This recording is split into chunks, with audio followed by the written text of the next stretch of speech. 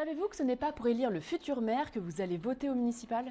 Ça y est, après mûre réflexion, vous avez enfin trouvé votre chouchou, votre championne, votre héros local qui saura dynamiser votre ville. Et pourtant, c'est pas vraiment pour lui que vous allez voter. Allez, je vous explique. Et oui, aussi formidable qu'il soit, votre maire rêvé ne pourra pas gérer sa commune tout seul. Il lui faudra toute une équipe pour mener à bien sa politique, et c'est ce qu'on appelle une liste municipale. Une liste de candidats au siège de conseillers municipaux qui doit respecter la parité, c'est-à-dire que le nom d'un homme doit être suivi du nom d'une femme et inversement.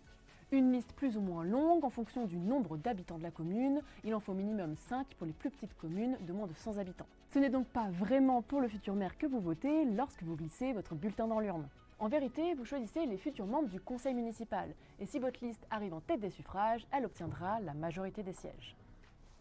Et en vérité, c'est ça la clé des municipales, avoir le plus de conseillers.